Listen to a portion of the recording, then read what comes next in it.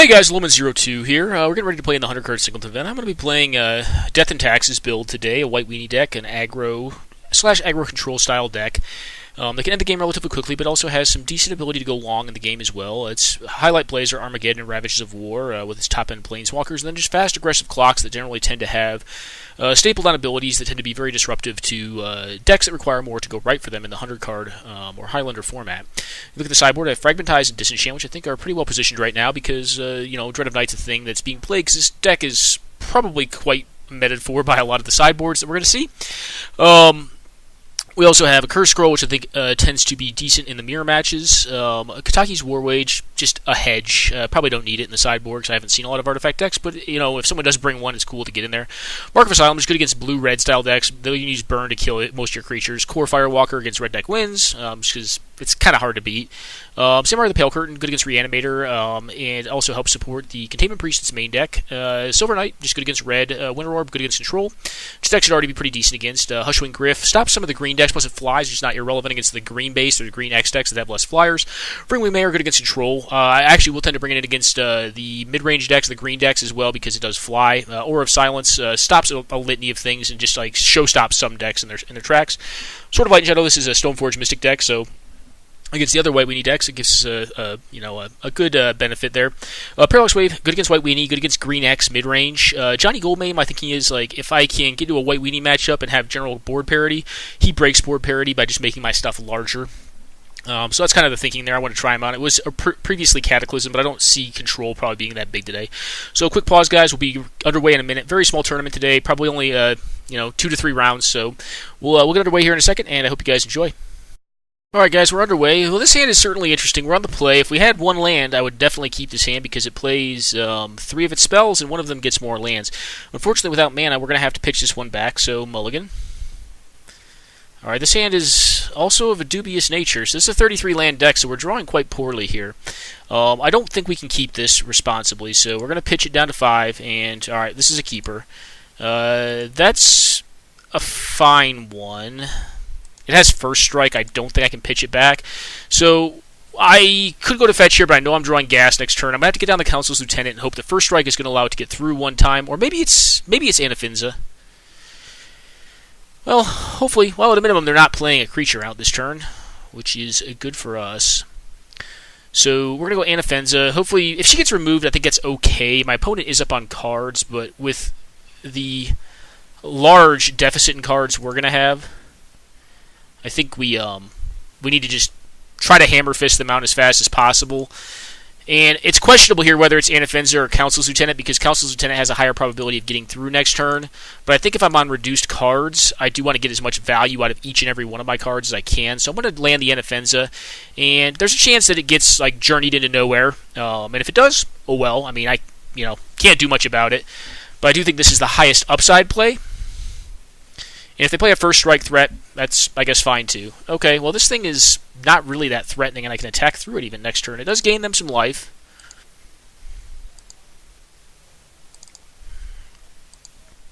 Alright, we will Council's Lieutenant here. Pumping up the Council's Lieutenant, more than likely.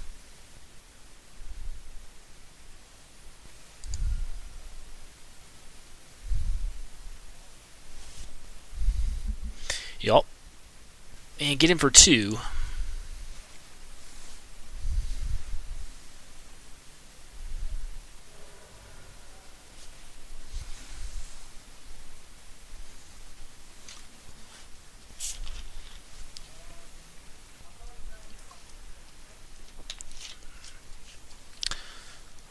Well, let's see what they get up to here.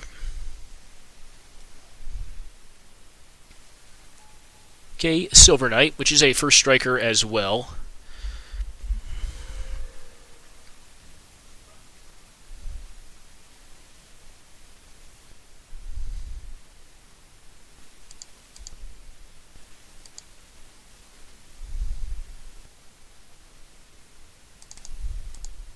That was a pretty good top deck, so I'm going to put this out for now. They can put both of their things in front of the Anafinza and trade for it, a 2-for-1. But I feel like that's kind of how I start getting back into this game. Is get 2-for-1 trades off of stuff. Alright, well they just take the whole boatload of damage here.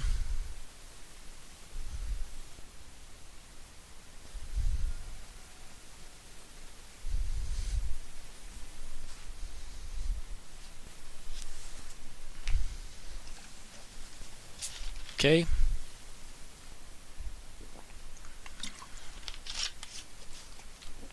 Well, hopefully nothing too back-breaking here.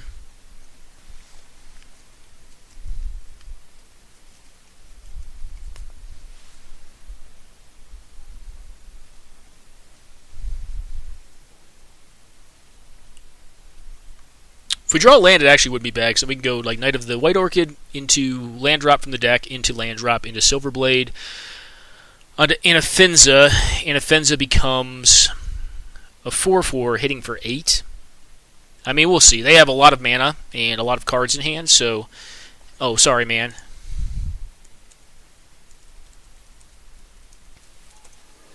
Okay, the Archangel.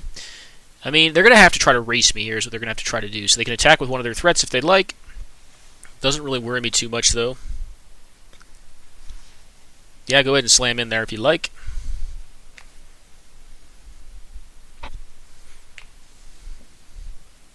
Exalted works very good offensively, but defensively it does not do quite as much, obviously. Okay. Well, here I think we do this. And then we've got the Thalia's Lieutenant synergy, which is quite good. Alright, we can just yield to this, I think.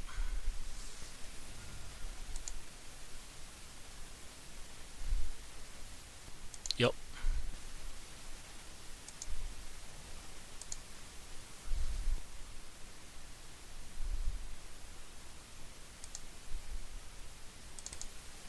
This is just a spirit, right? It's not, yeah, it's a spirit soldier.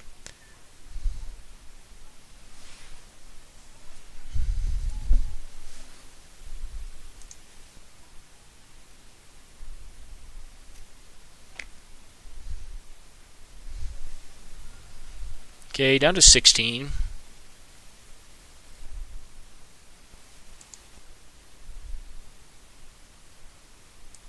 And Thalia's Lieutenant will get bigger. And Anafenza as a 5/5 is nothing to be trifled with. It'll kill both the Sublime Archangel and the Silver Knight if they jump in front of it. The Council's Lieutenant really can just be chumped. It can't really be successfully blocked.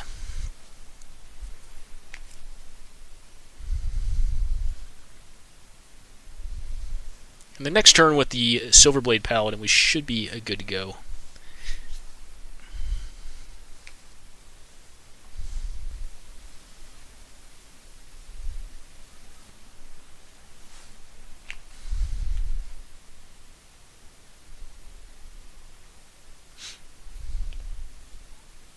Okay. Good Suture Priest plus Sublime Archangel there. I mean, you're not just going to single block it, but this draw worked out pretty good for a mulligan to 5. Obviously, we're doing pretty well on a mull to 5 here. Still don't think we're out of the woods though. I mean, our opponent still has a lot of mana and a lot of cards. First Strike is what tends to win these kind of matchups though, and because I've been able to put counters and get value off of my initial 2-drop. All right, yep. Doesn't really matter what order because only one of them first strikes, so... And that, well, that's not how that's going to work out. This will go dead last. And we'll trade with your cards that matter. Yep.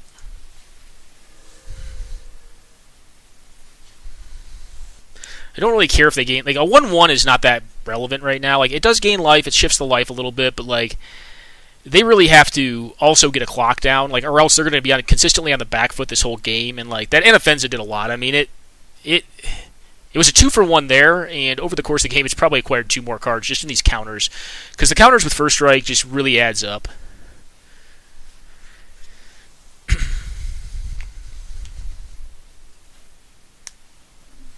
And Silverblade Paladin is going to ensure that I have a 3/3 or a 4/4 Thalia's Lieutenant that also has First Strike, Double Strike, which is essentially First Strike. Okay, Avid Mind Sensor, yeah, I mean that's fine. That's just a blocker. That's a chumper.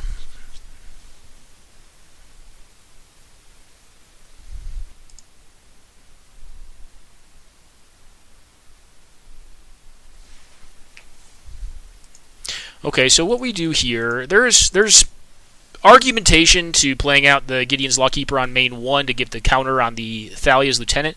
But once it gets double strike, I think it's frankly irrelevant. So, yep, I'm going to lose the life. I'll go down to 15. I'm going to soul bond with the non-first striker. Yep. And put a counter on my new double striker. And go ahead. Now, if they have, like, a path to exile or Swords to Plowshares, yeah, they'll get one of my things. But I think that's okay here. I mean, it's really going to be hard for them to blow me out. I mean, I've got... They basically have to block at least 2 of... They have to block the Thalia's Lieutenant. It's a forced block, and the other one's probably the 6-power thing, and then they go down to 3.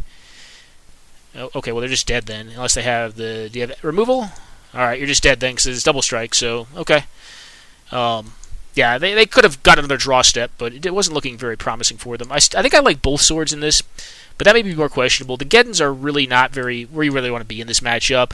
I actually don't mind like Fragmentize and Disenchant that much. I think Silver Knight is good solely due to the fact that it has the first strike ability. Because I'm going to cut some like cards that I don't really think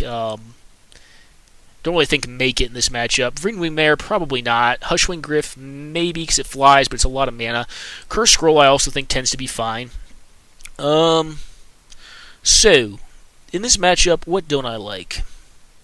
I do think Leonin Arbiter is kind of weak in this matchup. I'm not a huge fan. I think, actually, Avid Mindsetzer flies, but it's small. It's just kind of a tiny little creature. It doesn't really stop a lot. I mean, like I have land tax, but I don't think it does enough in this matchup, even though it does fly. Spirit of the Labyrinth, I'm not a huge fan of either, because it's just no first strike. A 3/1's okay, but like I said, flying first strike. I don't think I want to cut removal. I want all my removal left. Dryad Militant's a little less impressive. Brave the Elements is a definite stay in the deck. So I gotta cut one more card. Under the Holy Nimbus is probably fine. I think Leonin Relic Warder is fine. Maybe I don't need Disenchant. Well, maybe I cut Frag. Maybe I need to see more. They probably have an equipment package in this deck. I think I'm just gonna run it this way though. The Parallax Wave should shore it up. The Geddons I don't think are necessary. Like it's gonna be like you saw. We were down on cards, and it wasn't really mana that allowed them to win. Even though I did have some concerns with their mana development over our own may have been to our detriment. All right, I really like this hand because I have a good 1-drop, a good 2-drop, and my 3-drop will be Knight of the White Orchid after they supersede me on lands, and possibly I can get a Relic Seeker down on the same turn. And I have an Ajani to kind of break board parity with them. So I think this is good enough. Okay, Kythian. Yep. Alright, Reaper. Reaper obviously worse than Kythian, but Kythian's not getting through it unless they want to, blow my bad card up, my 1-drop up. There's only about 2 ways in their deck they're going to do that for the same amount of mana as it costs to play it, so I don't feel too bad about this exchange. And they're probably in the same debate right now.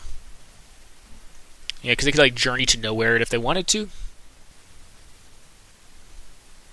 Well, if they attack. If they attack, I'll probably block it. If they have a trick, cool. Like, I'll get their trick. I'll trade a trick for Mardu War Reaper. That's fine.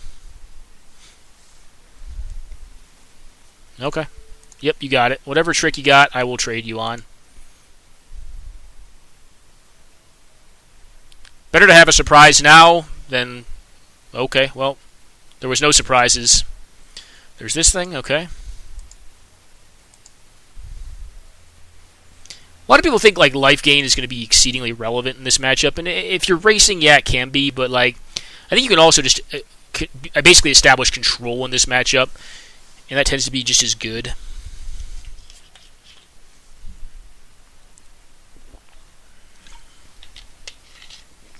Am I going to exert this fellow? I assume so. Alright, he's exerted. You gain 4 up to 24, and I'll go down to 16. It's a good racing tool, but it's just not... It's so slow. That's kind of the issue. Okay, tap dude.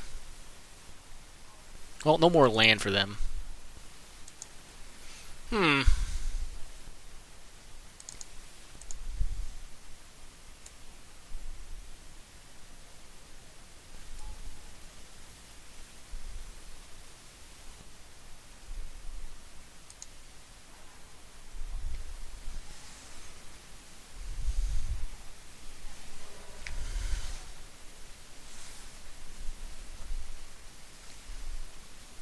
possible I want to stay back with the Imposing Sovereign just to block there. Alright, well, they have the Lifelinkers and the First Strikers in play.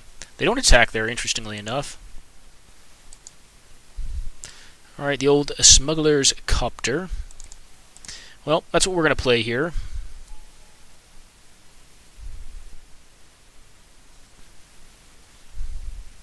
It should, at a minimum, hold back the Knight of the Midrange. Okay, Mishra's Factory. That will allow us to get the Knight of the White Orchid down next turn.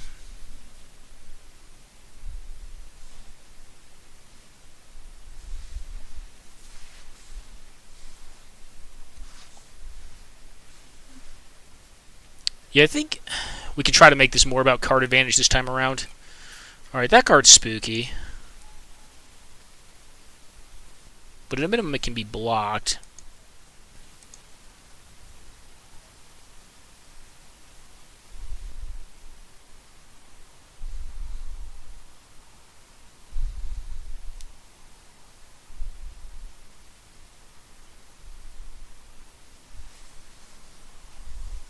So, maybe we did want that disenchant effect. Okie doke.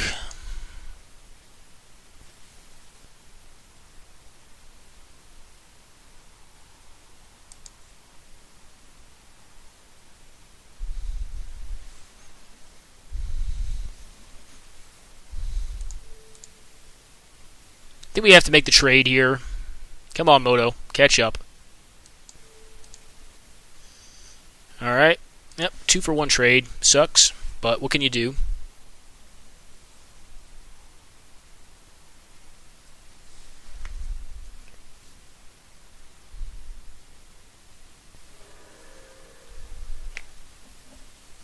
And now we have the unenviable position of having Demise to beat the Sword of Light and Shadow.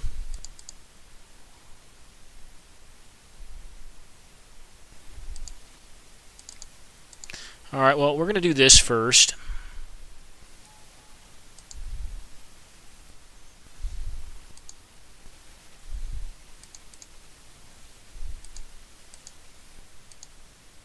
Alright, so we're looking pretty specifically for like 2 cards in the deck.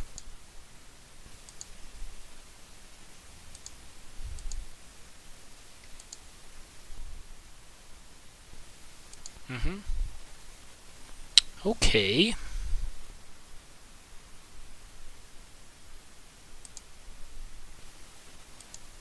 Alright, so we're going to take a sword hit here. They're going to get something back, but we can get our own sword now.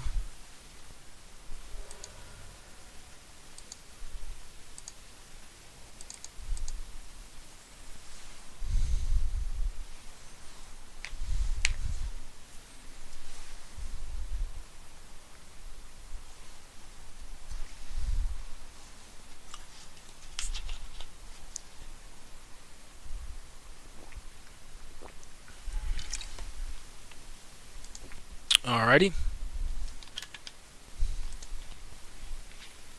Well, it's certainly not Batterskull. So unfortunately, I think it has to be the Sword of Light and Shadow, and we have to say go. And they're going to get something back. Hopefully they miss a land drop here. Or hopefully we can find one of our disenchant effects. We unfortunately cut the Fragmentize, which is going to be kind of to our detriment now, but...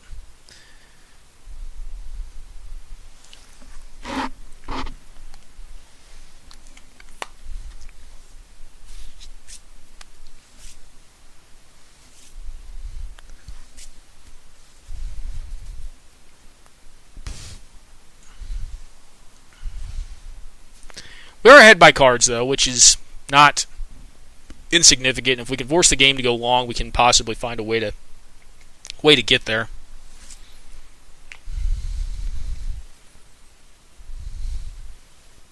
Okay. And not equipping the sword is interesting to me. Okay. Yep, you got me for 6.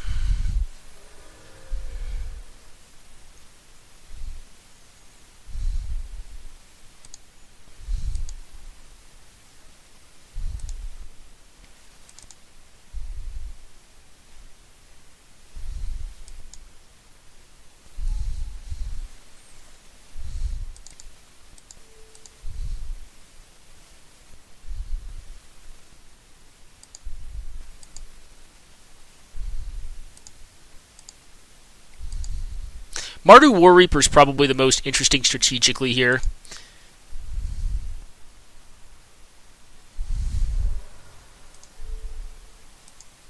Because it allows me to actually take cards out of their yard.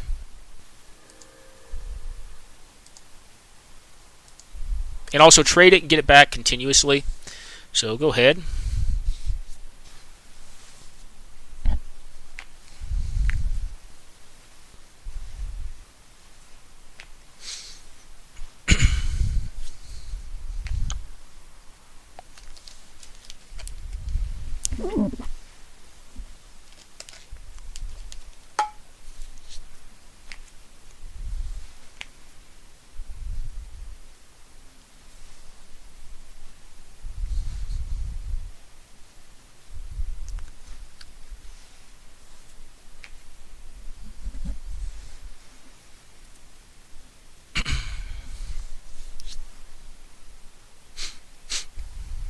Okay, sword equip, I assume.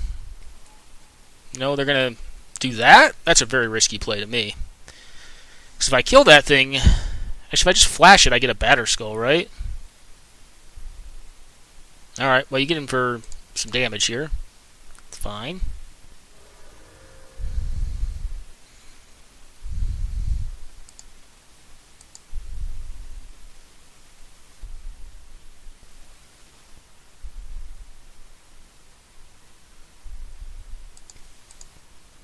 Alright, I'm going to play this out.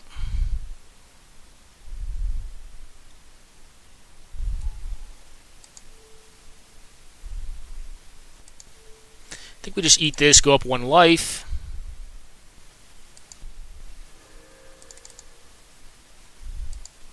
Play this out. We're going to get rid of the Fiend Hunter.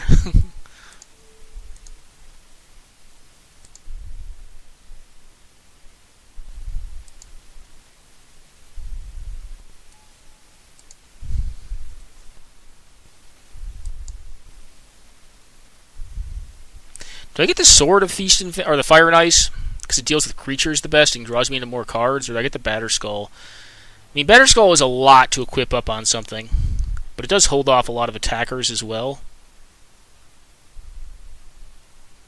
I think the Sword of Fire and Ice is more relevant here. And I think I leave open a crewing option on the Smuggler's Copter for my turn, so I'm not going to play anything else. I guess I could hit a land drop.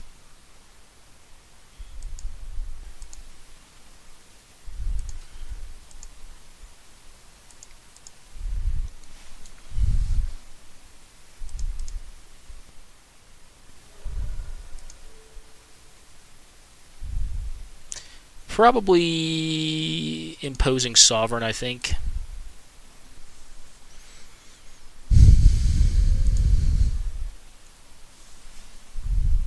Alright, your thing is back. And what does it take?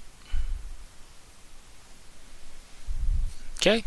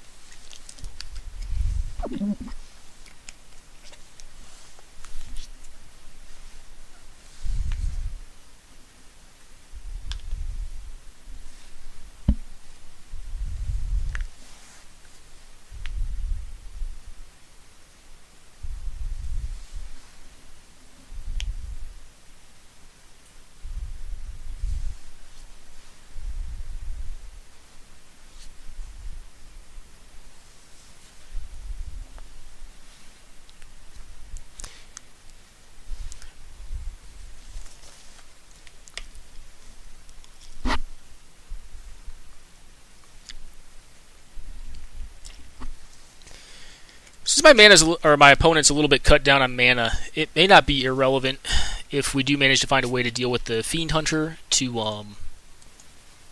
okay. So they don't want their Fiend Hunter to die.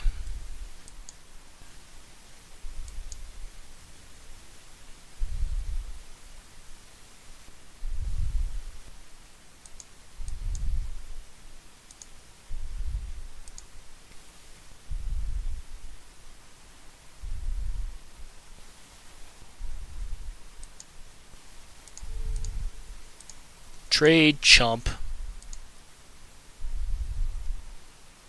And we will get to loot here. Yep.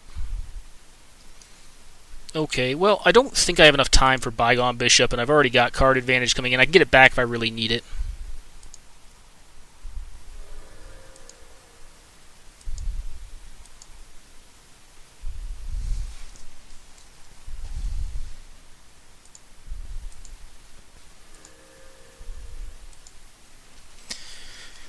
Okay, Path to Exile is actually quite interesting. And what is the sequence here? Well, I think what we have to do is do this first.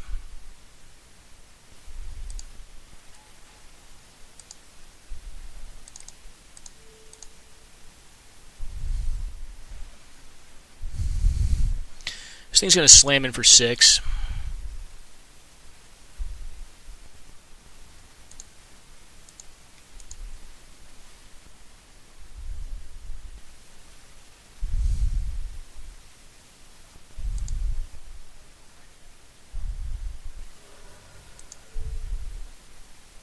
Get back the Wool Reaper.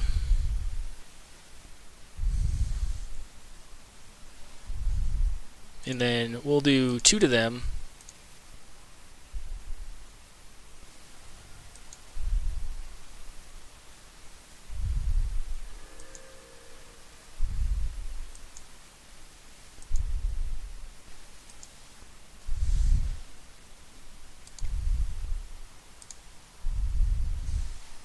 I think I'm going to wait on the Path to Exile here. I'm going to take care of the Kithian here. It's the most dangerous card in my opponent's yard. And just keep on grinding.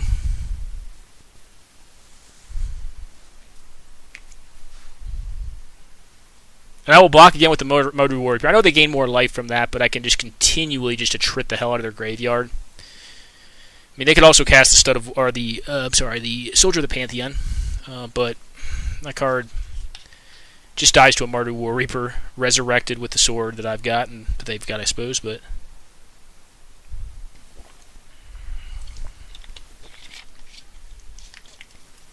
Okay, a Brimaz.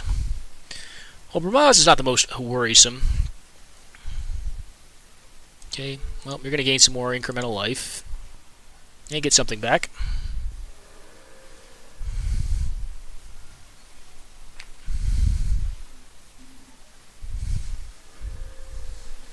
Okay.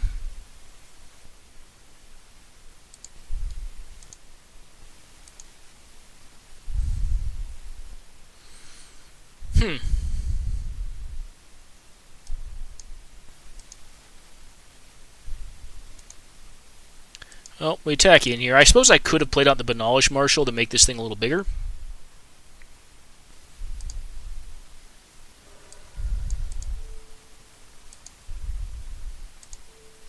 Could also have double striked it with a Johnny, which is actually another interesting tactic.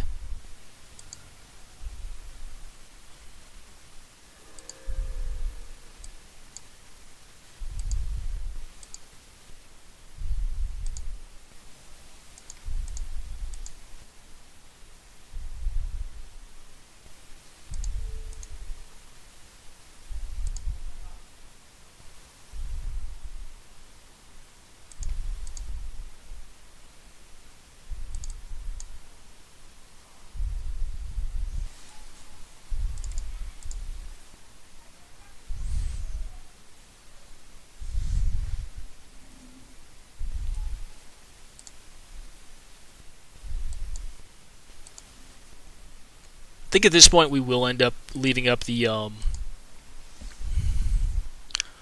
Path to Exile here.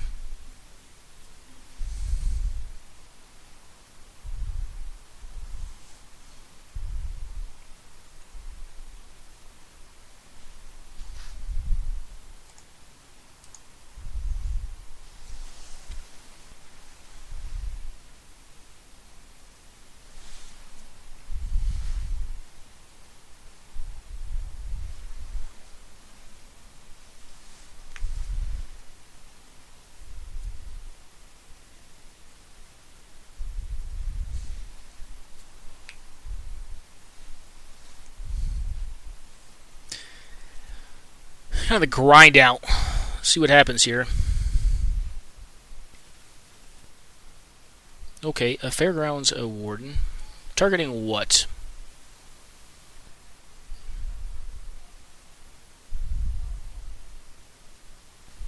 Okay. Do I want that back that bad? Probably not.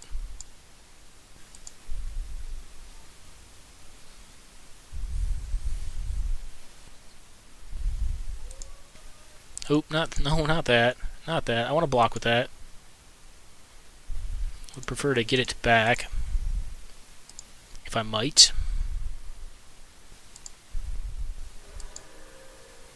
Okay, back up to 17. Down 4 for me, back up 3 to 20 for them. But slowly but surely.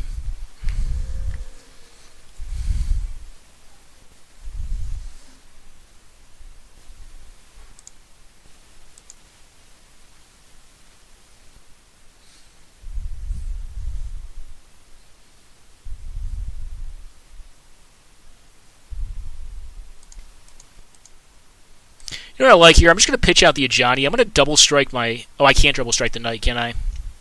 So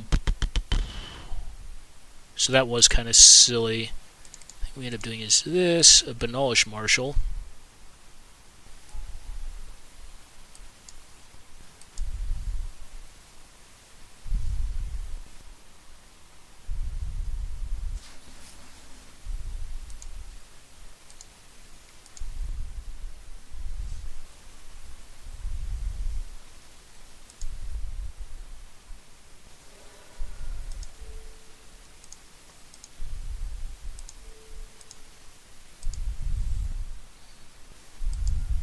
Alright, we drew into the Batter Skull regardless, so that is a thing. Do I cast out the Reaper here? Probably just go with a Dryad Militant. Say go.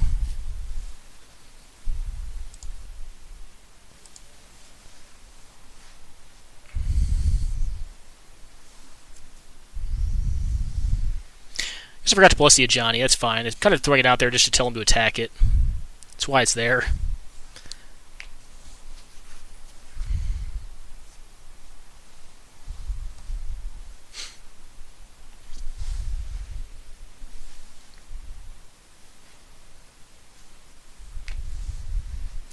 Once the skull goes on the Knight of the White Orchid, I think the game just turns sideways for my poor opponent. Alright, so what do we do here? We attack with everything?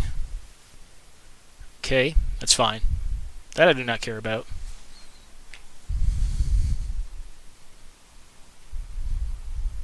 Okay, and this is going where at me? Well, I'll be a sucker. If they have 2 pieces, they can have it. Or if they have a piece of removal, they can have it. If they don't, their thing's going to die.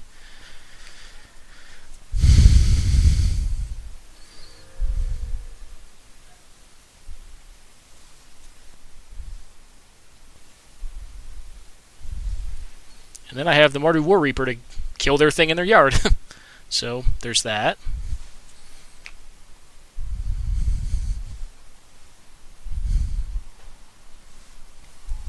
Okay, this thing. That thing.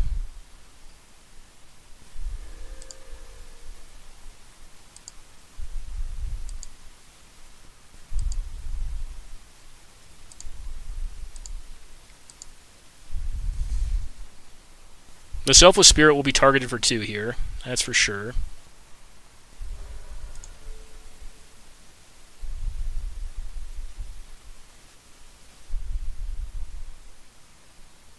Probably the Flyer at this point, actually.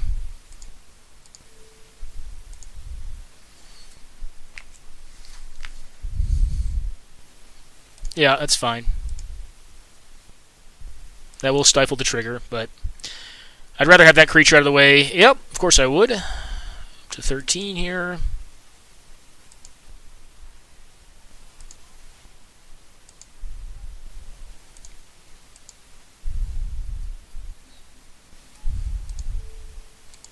Rather get rid of the life linker just to speed this process up, but we're ahead of our opponent quite handily on time. Yep.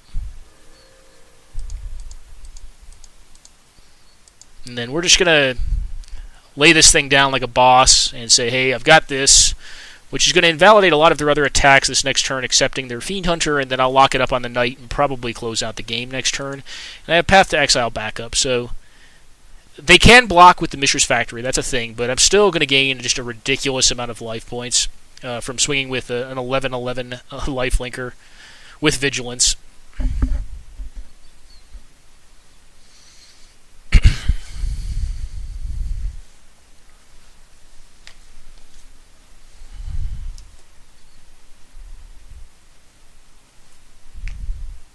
All about the equipment in this one. I'll admit I was a bit timorous when I saw that they had, alright, so this is happening. Well, they pretty much put themselves to dead next turn unless they can kill me right now. And if they plus this thing, they can't actually target this thing. So this thing just has to attack for 4. Whatever else they plus, like if they're smart, they'll probably plus on the Ismar. Or they can make another 1/1 or 2/2, I guess. No, 1/1 because it's non-token creatures. That's irrelevant though. I'm going all in on this Knight of the White Orchid, which is my instrument for how I win the game. All right, cool. You get another land, dude. That could be a concession. I mean, it was already a concession. I mean, like they're gonna do 6, 10, gain 3, back up to 10. I'm down to 4. But I swing in for a lethal 11 points of damage, 1 over what they gain off of the sort of, whatever it is, Light and Shadow. Alright, cool.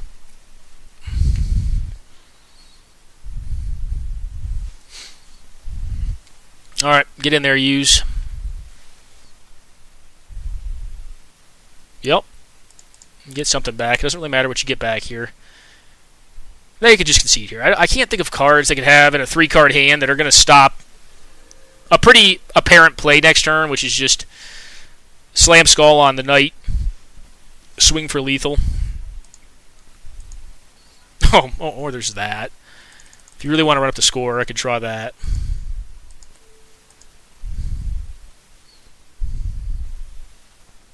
That's right. That cracks me up. Alright, all of you have protection from white. Why not? We're just going to do it. We're doing it for fun, guys, for flavor.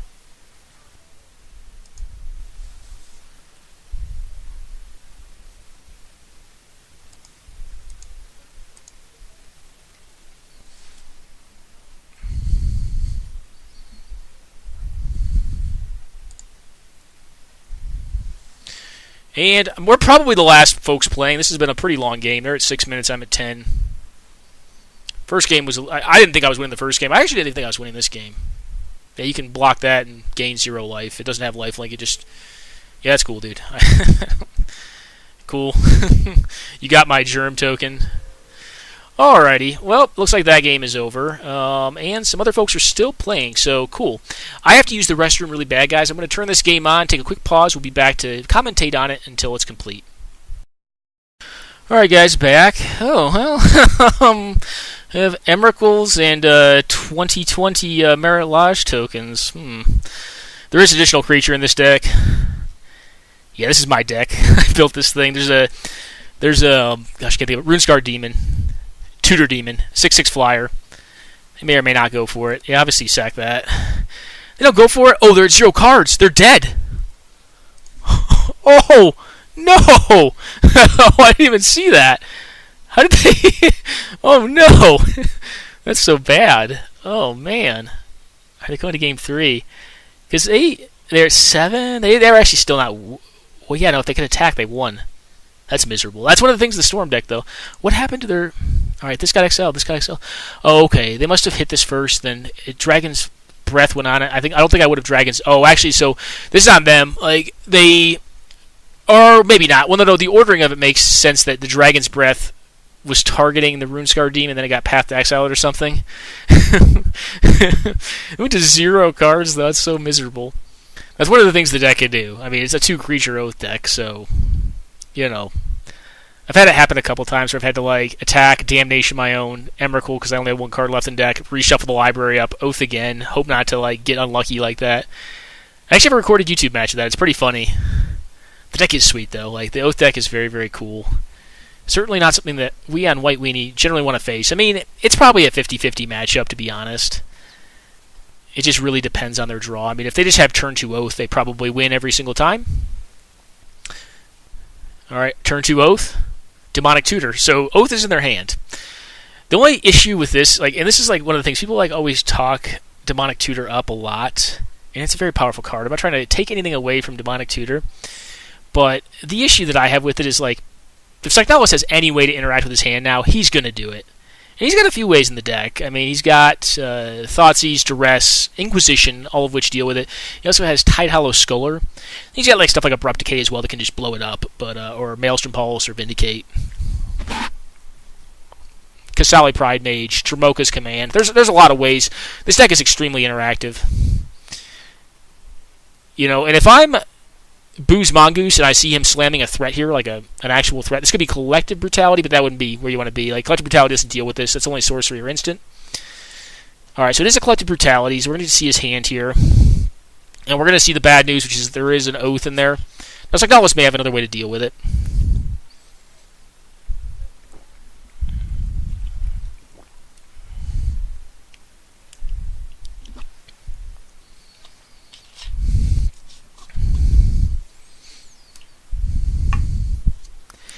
And Booze Mongoose is at 4 minutes and 58 seconds as well. A lot of F6ing in this game. The Oath deck can win fast. If he has a crop rotation or something, that would be a prime target. Oath beating itself by milling its entire library to get the last card of Emrakul is so rough. But wait, I don't understand how that happened. There's no way that could have happened. Because he already had the Emrakul in play. I guess if it was the second to last card, he drew his second to last card, then the turn passed back to him and he drew 0. That's the only way I could think that would happen.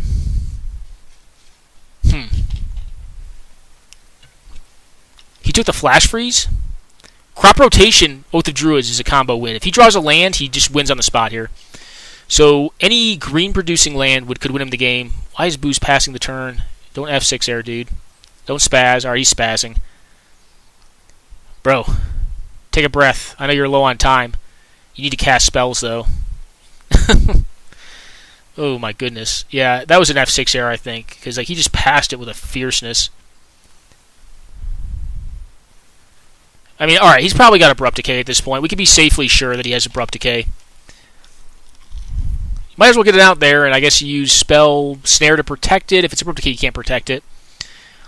But if he had the land last turn, he kind of punted, because the most aggressive line is, you just put the land down, Crop Rotation, go into Forbidden Orchard end step, making a creature on the other opponent's side for any mana whatsoever. Just a float, so if you need to snare something, you can snare something, and then go back to your turn. Get one of the 2 fatties in the deck.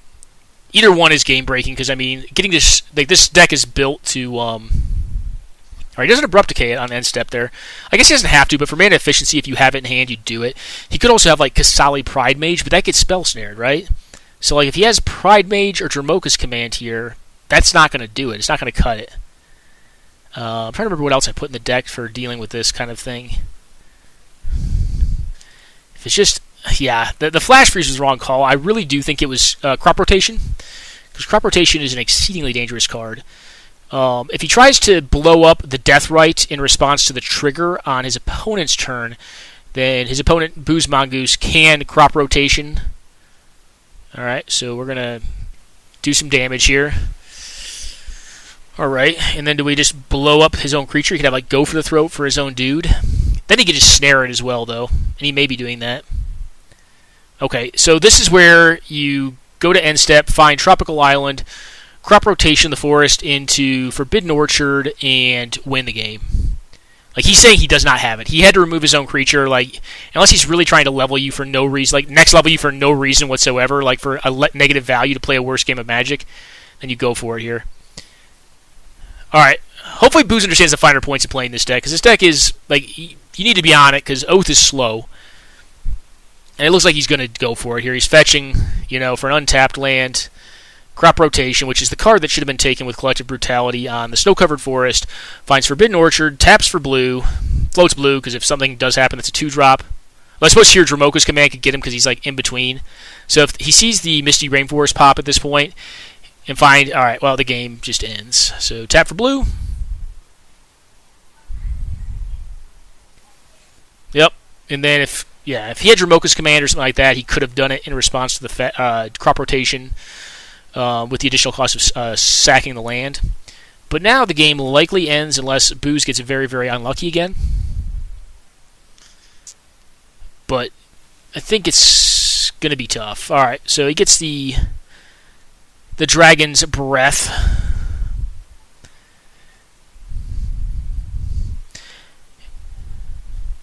The Rune Scar is very powerful. I'm a huge fan. One of the things that I would probably try to do here is... Let's see what's left. Yawgmoth's Will is quite powerful right now. Actually, what he could also do is find another tutor. Now, Yawgmoth's Will may be what you take here.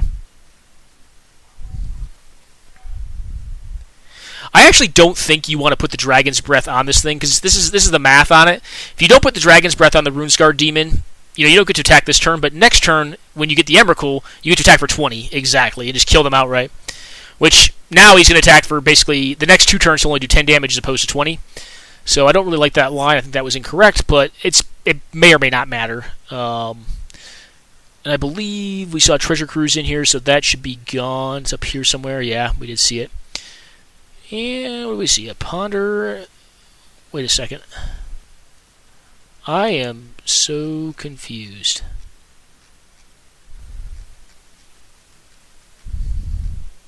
Okay, he revealed this to his hand. Alright, got it. I was looking at this thinking it was the graveyard. My bad. Inquisition. At this point, it's probably over. Alright, Lingering Souls. That should keep him from getting an Elspeth down. Suppose the Dragon's Breath does play around Scavenging Ooze. Okay, Souls. Scoozy. Alright, just going to counter it. Counterspell. Okay. Just keep the flyers off the board. Tell them, hey, man. You got what you got. That's it.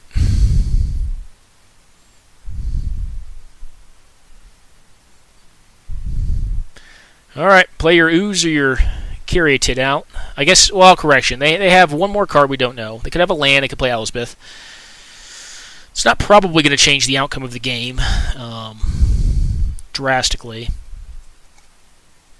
Booze needs to be aware of his time, though. He's very low on clock here.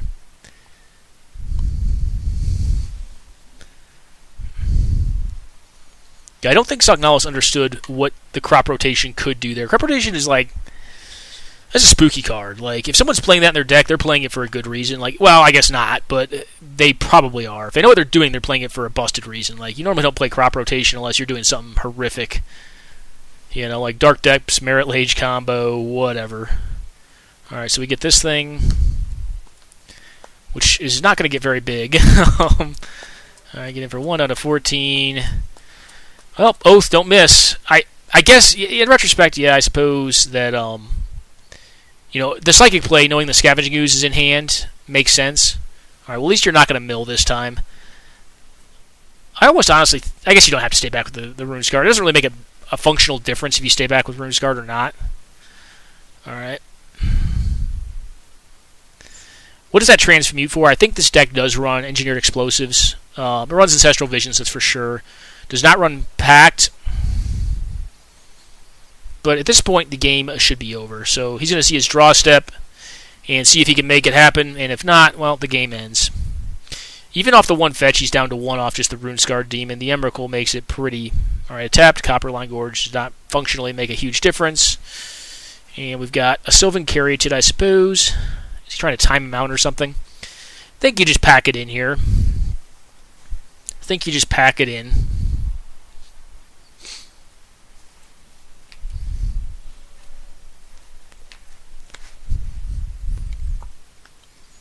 Ghastly Demise. Yeah, I know this is my deck because no one plays this card. I love this card. This card's sick. Everyone talks about how great Fatal Push is. Ghastly Demise is pretty sick, too. It's been around forever, too. Talk about 1-for-1 removal. 1 mana removal is great.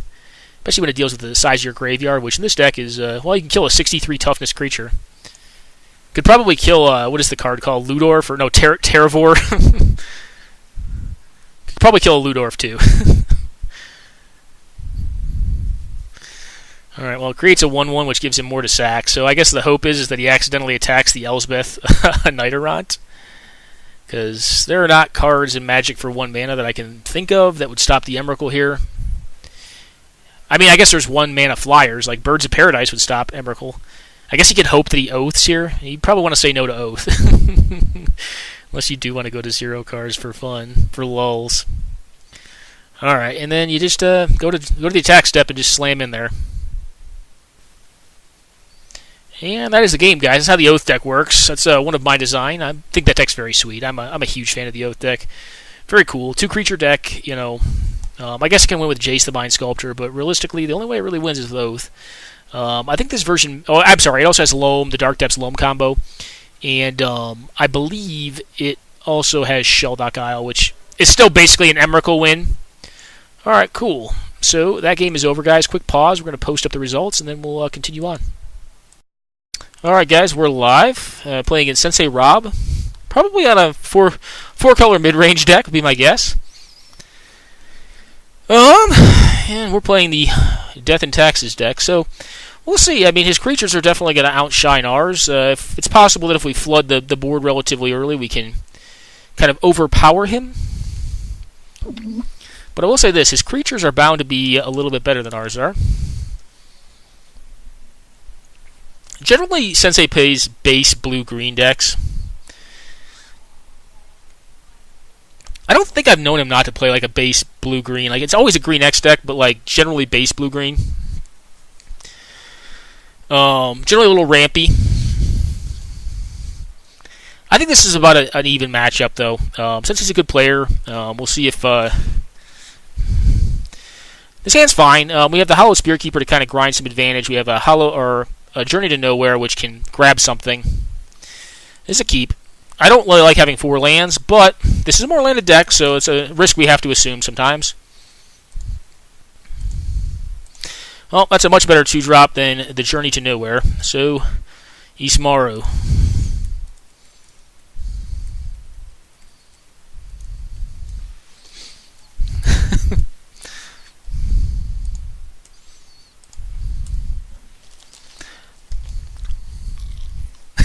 Yeah, I don't get to play this deck that much, man. You gotta let me have it every once in a while.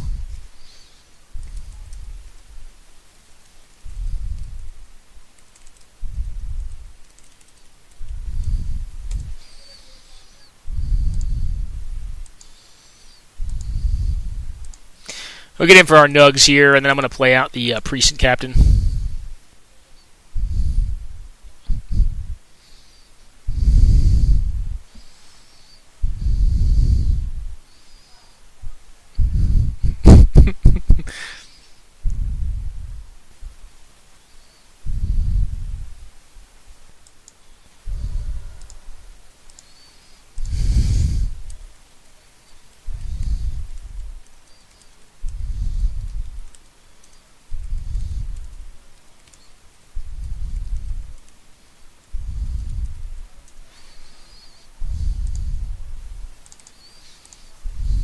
This is a riskier line of play. Like, we could have wanted a Journey there, because they may... Like, if they only use 2 of their mana, though...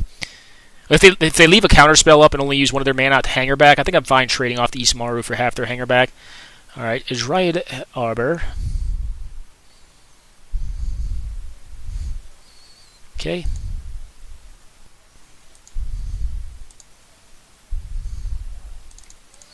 Journey. Do you have a counterspell? Like a mana drain or something? No. Okay, well, this thing's going bye-bye.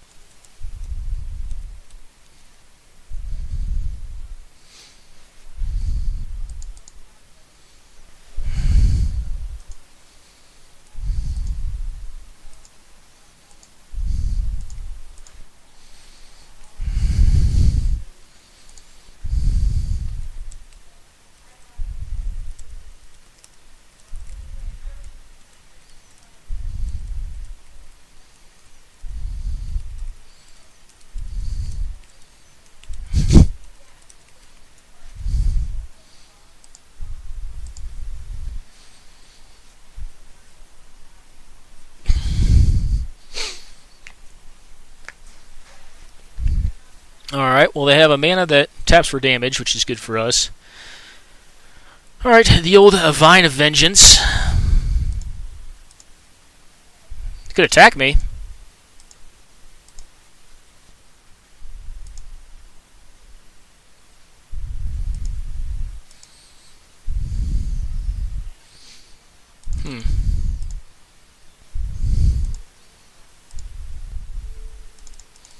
Get in there, you.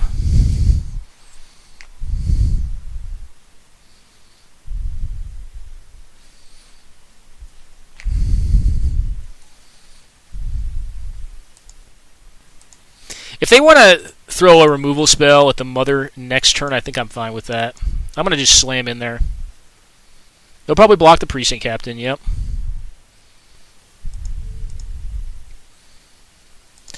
That's what I mean is, like, it's okay to me if they spend 2 of their mana, of their 5 in the next turn, trying to stop me.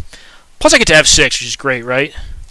Not even apparent, like, if they attack, if I just, like, block and don't give first strike to my Boros Reckoner, just let it die so I can do 4 to them and take out their Vengevine. Like, 4 is not insignificant. That's down to 7. I mean, I suppose I just still do, because, I mean, it just leaving on the board, it gives it more value as the game goes on, I think. But, like, if they're going to Abrupt Decay or, like, do something to my mother, whatever, you know, like, that's 2 mana of 5. They're down to 3. They could play a Finks or something. Alright. Oh, BS. So they're down to 2 mana now if they do kill my mother in some horrendous way. But, I mean, like I said, I don't think I care. I don't think it was worth doing it pre-combat to get it through to get another 1/1. So I just lose Isamaru that way, I mean. Or I just don't attack with the Isamaru, I suppose. But, like, then what's the point? Like, I want to push through the Lightning Bolt damage that turn just to continue to put Sensei up against the ropes and force him to have answers. And really just out-tempo him. Because here I'm like, you know, I guess what I'm saying is, like, if he Abrupt Decays or Maelstrom Pulses my mother here, I'm thinking in my head, like, that's fine. You know, now he has less he can play on this turn to actually stem the tide of the beatdown. And while I think Mother is a very powerful card, I don't want to completely. I think it's right to attack there. I think you just got to keep him on the ropes. Next turn's play is interesting. It could either be a Selfless Spirit or it could be a Hallowed Spirit Keeper. For efficiency's sake, if I have to choose one over the other, I'll probably do the Spirit Keeper. Although at this point in time, it's not per se great. But it does make flyers, so I can just start slamming in there and trading stuff. Okay, Kalitas is annoying.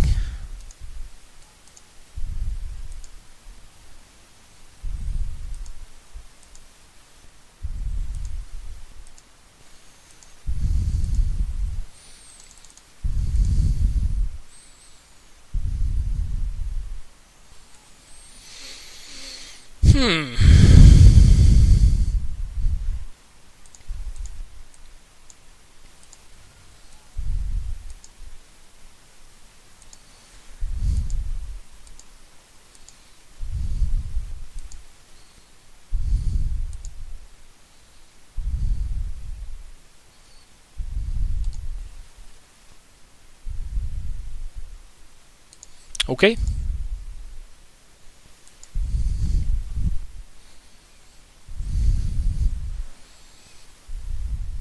Okay, Eternal Witness. I assume either getting back to Land of the Brainstorm, possibly Brainstorm here, because they are still kind of up against the wall. Okay.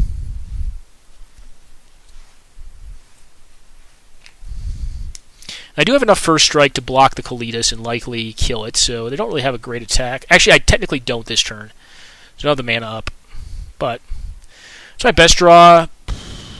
Probably Geddon. Just lock it up. Because I'm beaten down in the air for 2 a turn. They can make an attack here, but it's not per se a great one.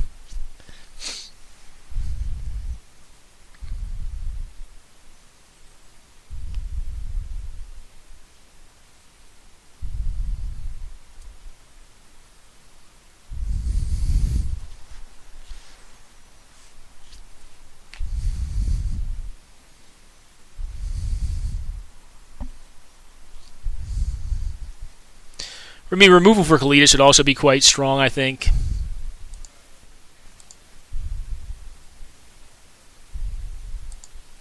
Okay, no attacks. Okay, well, I think here we just draw. See what we can hit.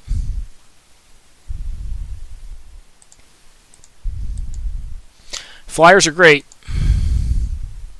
What's under this? Hanger back, Walker, have that back, brother. Cool Pauper combo.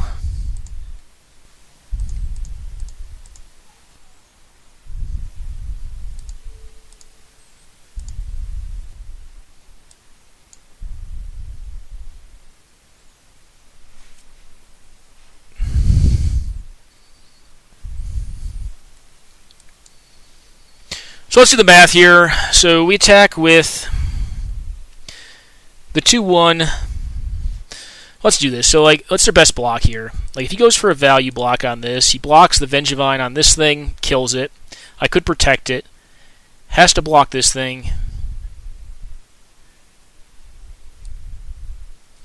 I think I'm comfortable with this. Go ahead. Okay.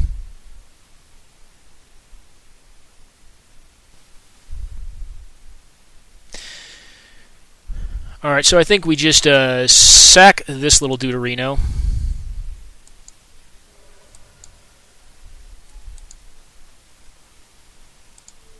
And do 4 to face and kill.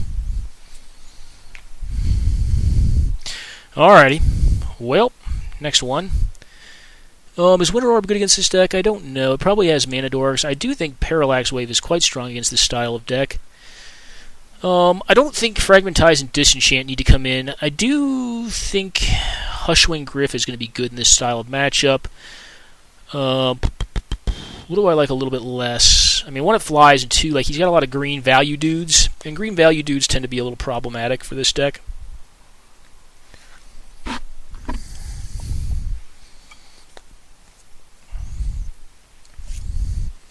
Don't have a Sword of Feast and Famine, unfortunately.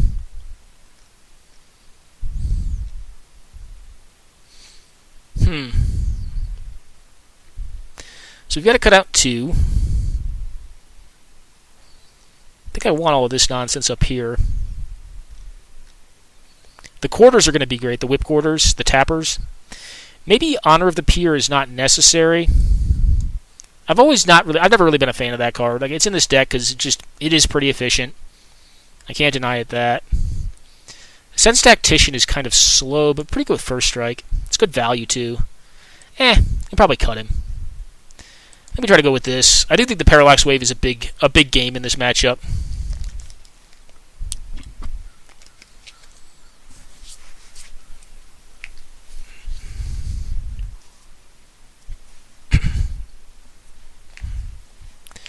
We've got to do the Pauper combo of flipping the flipping the exiling effect back to hand to exile something different on a Hangerback Walker. So much value.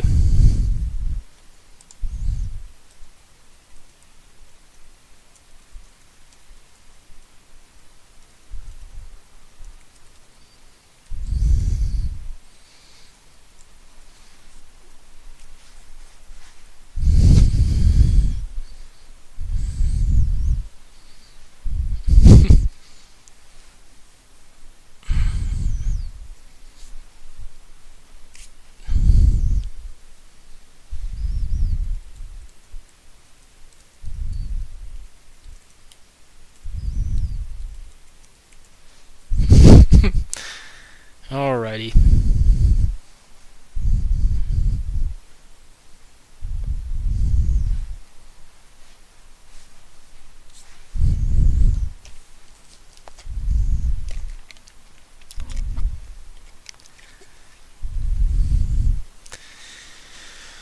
Alright, well this hand needs to get mulliganed. If it had 2 lands, I'd consider it.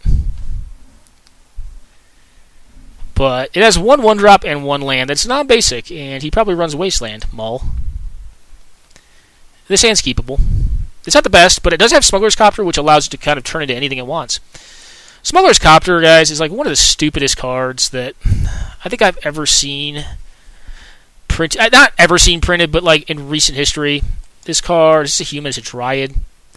I'm going to leave it for now.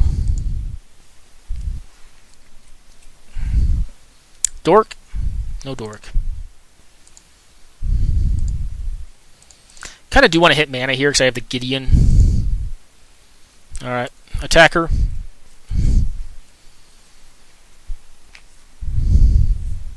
Okay. Birdie birds.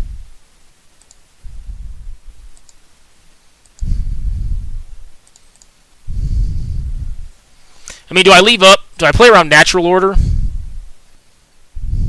An interesting question. I don't think I do. I'm going to be really sad if I don't, and they have it. But they did mull the, 5 cards?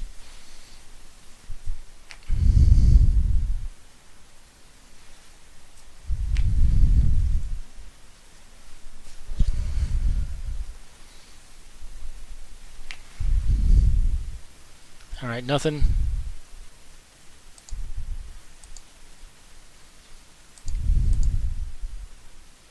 This.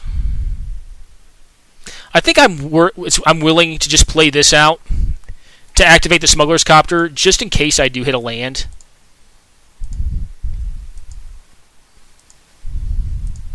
Because I really would like to leave up the Containment Priest. I think it just gets him out of like being behind so well. So we're on turn 3. Next turn we could cast that thing. I think I ditch it.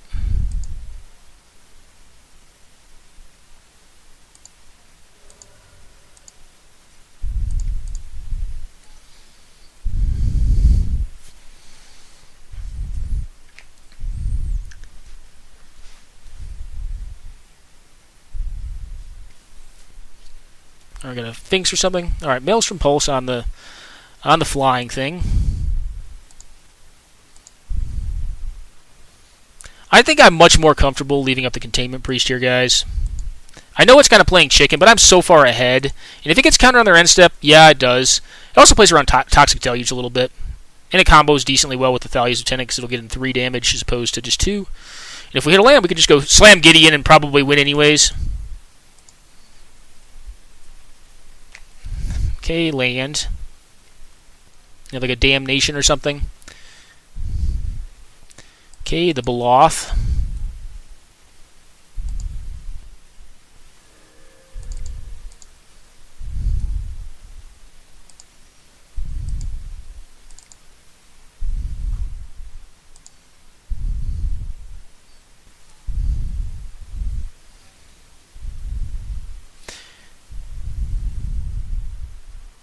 Let's do the math here. If I attack, one of my 3/2s gets blocked. They get domed for 7 down to 4.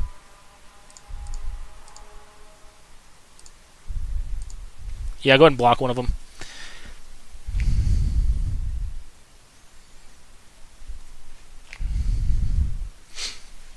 Force the issue here. They block the Containment Priest, okay.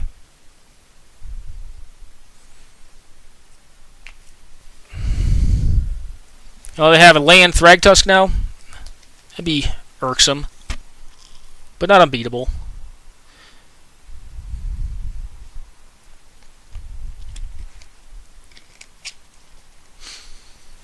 Okay, Island, Tusk.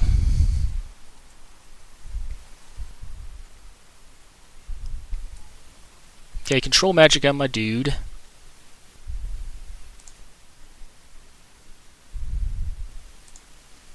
Okay.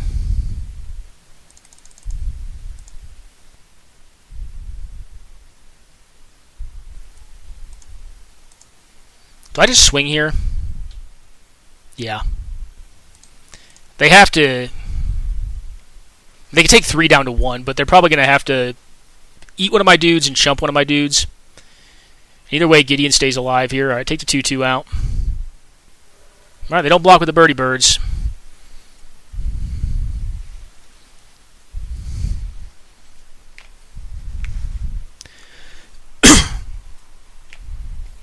Alright, we have a Tusk or something. That would be annoying. Okay, Acidic Slime blowing up what, a land? Okay.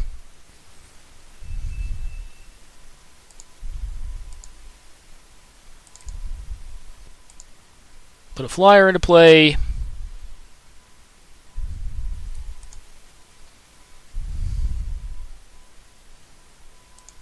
Yeah, I'm just going to strike in there, I think. Force him to chump block something.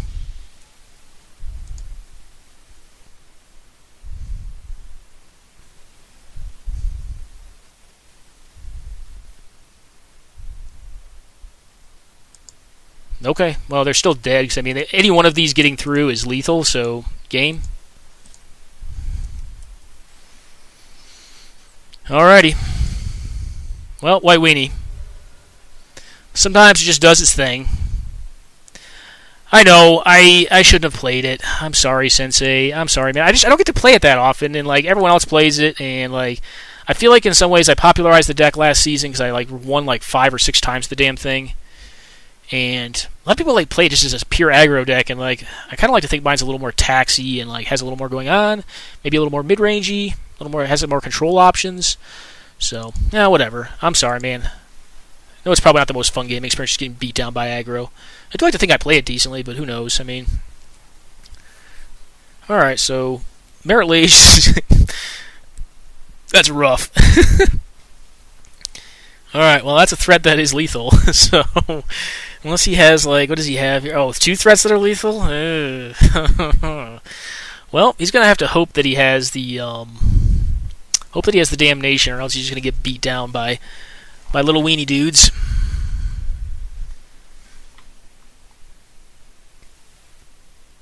Oh, hey, he has the damnation, yeah. Alright, there we go. Living on the edge. Plus a Forbidden Orchard. Alright, now you have to go Oath into Forbidden Orchard, but you can't get hit once. And he has more than 6 permanents, which means he can leave the 1/1 alive to kill you.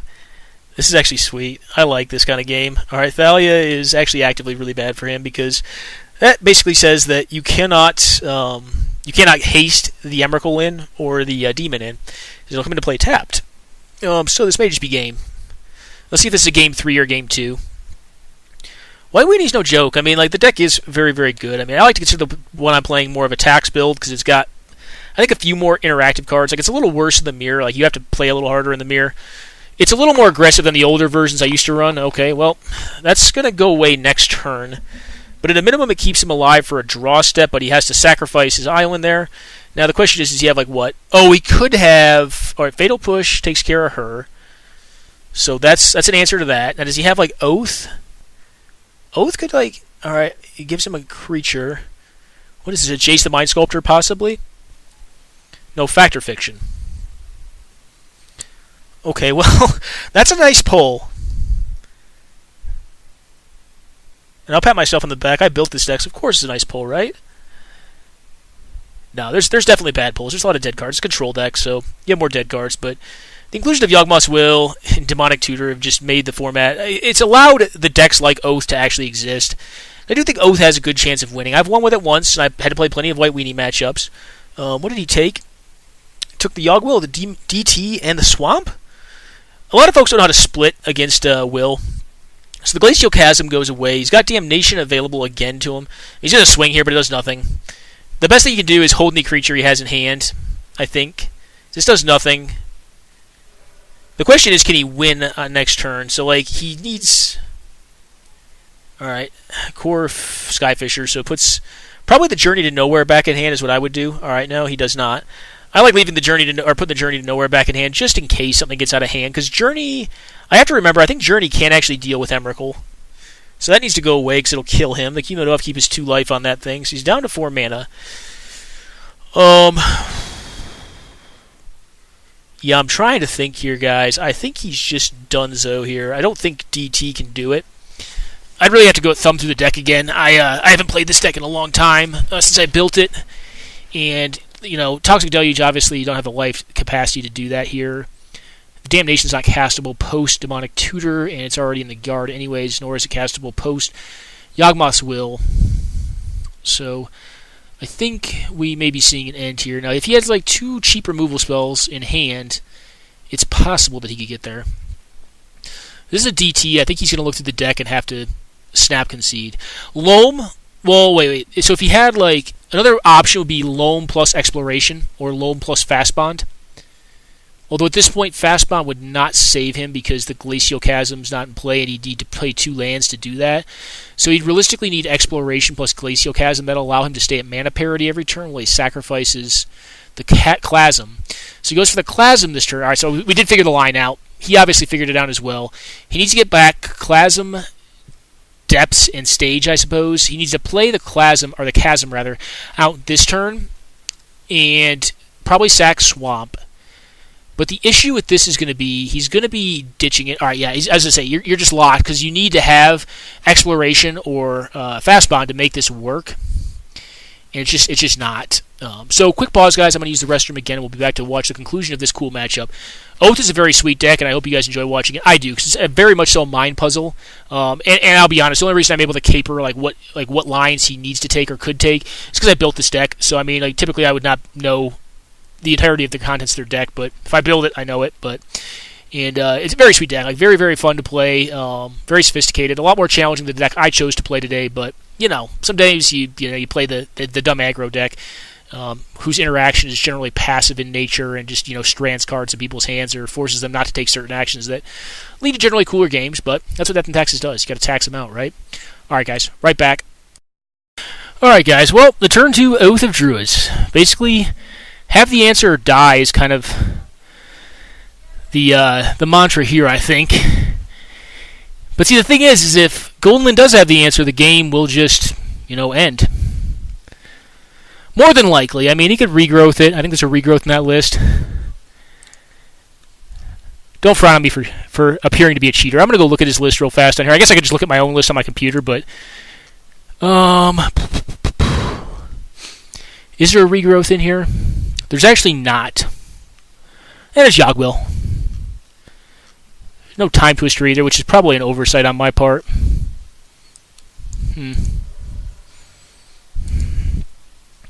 Okay, down to 18. I mean, at this point, you have the answer to the Oath, or you just start casting creatures out, and you have like a Council's Judgment or removal for the threat that it gets. All right, Sorcerer's Spyglass stops nothing. Yeah, it stops literally nothing, because this is a triggered ability, not an activated ability, and Emrakul does not have activated abilities, unlike Gristlebrand. Well, Brand would be an interesting sideboard card, but I often thought that, in 2-target Oath with 100 cards, like in 60 cards, Brand makes a lot more sense to me, and he's obviously a more powerful card, singularly, than the Runescarred Demon, but in 100 card, I think Runescarred tends to be more important. It's like the density of counterspells, Force of Will is going to be lower. 7 cards is not always as good in this format as one card that just does it all. One card that you really need in that situation. Given you're also, just demolishing your whole deck, so there is that. All right, Dread of Knights in his deck. All right, so we have to worry about that. I wonder if I had Dread in my sideboard. I'm kind of curious to look. I probably did. I tend to meta pretty heavily. Let's go look at this. I'm trying to remember what I called it. It might just be Bug Oath or something like that. 100 card Singleton. Or is it Sultai Oath? Sultai Combo Oath. Yeah, I did have Dread. Matter of fact, my guess is it probably will tell me if this is my exact list. Yeah, it's my exact list that I won with. Alright, cool. Alright, back to the game. So, what is this going to find? I actually think what you find here is Damnation.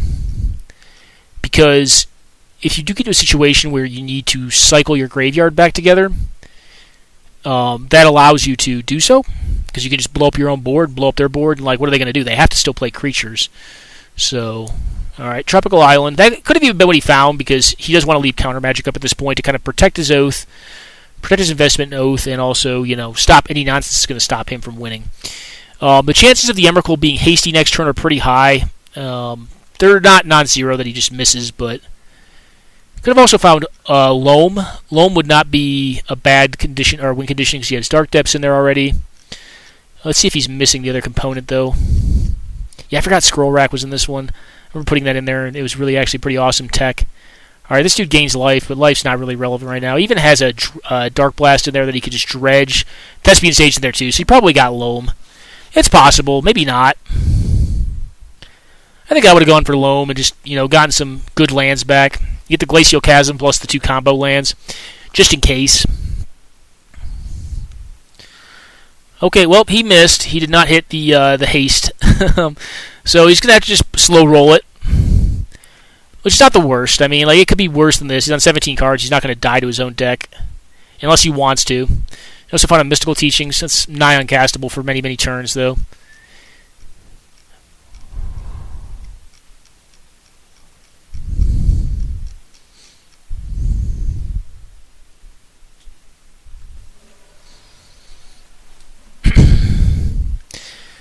Well, I'm very glad to have like 3 artifact enchantment hosers in my sideboard, as well as having some like the Samurai of the Pale Curtain is very good against this deck because it just like obliterates all their permanents. So like Loam does nothing against Samurai of the Pale Curtain because it's all permanents that go to the graveyard from anywhere, going to the exile zone. So any permanent, will be demolished that way. He's in 6 permanents. He could play 1 more and possibly keep one of his permanents around post next attack. But even if he attacks the Glorybound Initiate, it gets blocked by the Emrakul. He goes up to 17. The attack on the backswing is lethal. And he's now gone to... Alright, Mental Misstep. Did I put that in this deck or did he add that? I can never remember. Yeah, I did have that in this deck. It's a good card. I guess it stops Nature's Claim is probably, I think, what I was thinking. I don't know if a lot of people play that, though. I do think that card's pretty stellar. Some of the sideboards are still a little less competitive than, like, you see, like, Legacy or, like, Vintage sideboards. Like, efficiency is kind of king. And, like, I built this deck to, I think, the Oath deck to beat the efficient answers to what it was up to. So, like, it will stop, like, Fragmentize, for instance, that I have in my sideboard. You got the Snare to stop Disenchant. Alright, well, game is over. So, swing for the fences, and that will be game. Yep, lose all the permanents.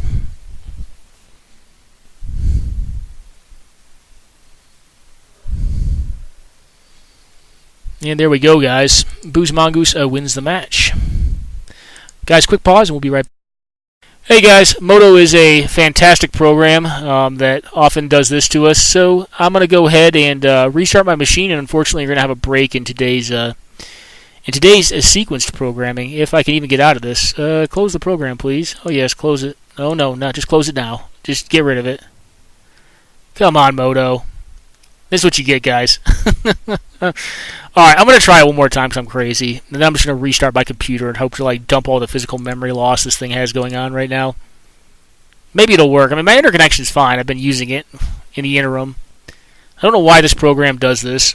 It's unfortunate. It always tends to do it at the best times too, right? Like when you're drafting Storm in Cube or something. Oh, please work, Moto. Please work. This will be our 3rd attempt. Maybe I'm crazy. Come on. Yeah, Moto is kind of unbelievable sometimes. Alright, guys. I'm not going to hold my breath any longer. I'm going to go ahead and restart my machine, and you're going to have a break in the video. Sorry about that. Be right back.